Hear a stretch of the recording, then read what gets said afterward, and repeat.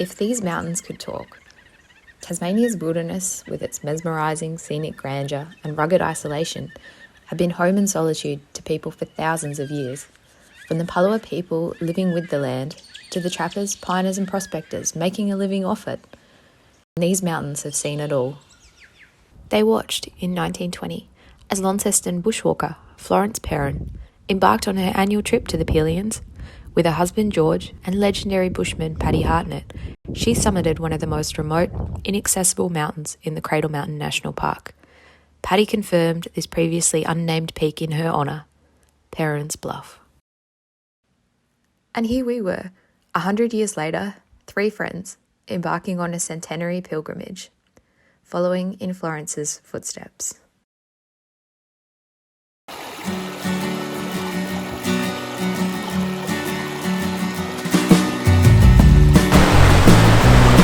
Tracks that way. Oh my god, I can't turn.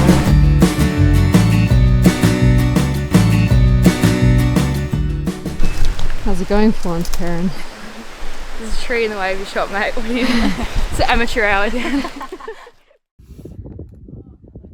We still had quite the distance to cover, but this perfect weather and uninterrupted mountain views reminded us of Florence's recollection from the day she summited Perrins Bluff, where she mused, "Oh, our west coast is a wild and rugged place. How I love it.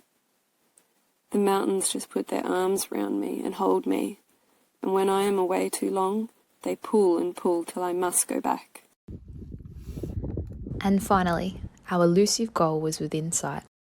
What are we looking at? Perrins Bluff. You! But we're contemplating the descent we're about to make and how much our knees are going to love us at the end of it. Bet they're gonna hate us. Welcome to the scariest shit of your life.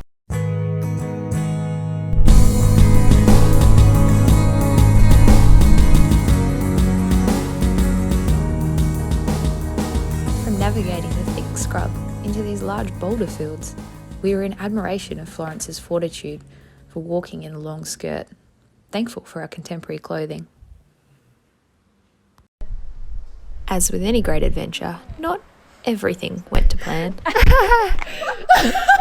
It's all your fault.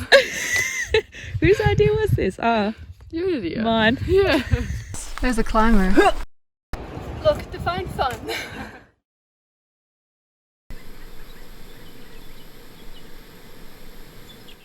Tasmania was spoiling us, and everything had seemingly fallen perfectly into place to summit Perrins the following day. But the mountain weather had other plans.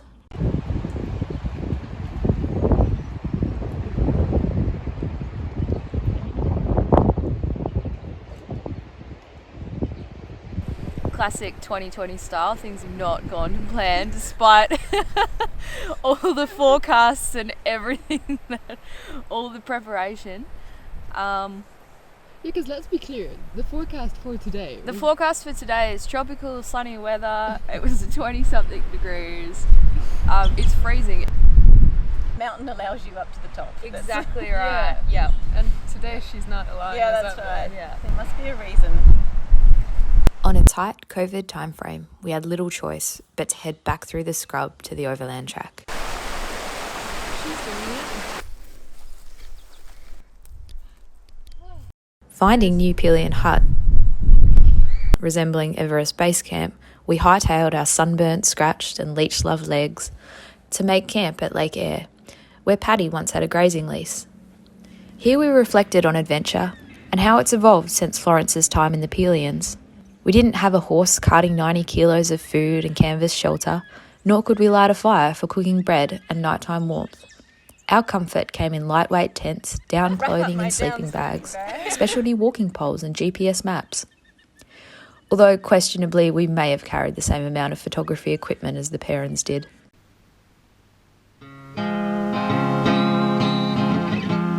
Adventure has changed a lot over the past 100 years, but at its core it's remained the same. It's the art of overcoming adversity in pursuit of a greater goal.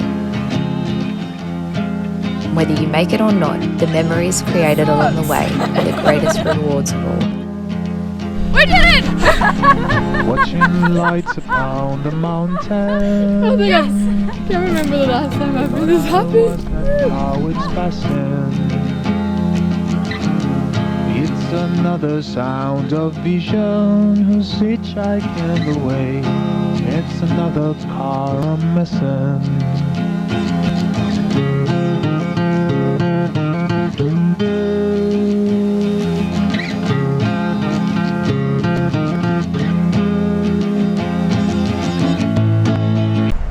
Back to enjoying your porridge. Yeah, good luck with that. Does anyone want some porridge?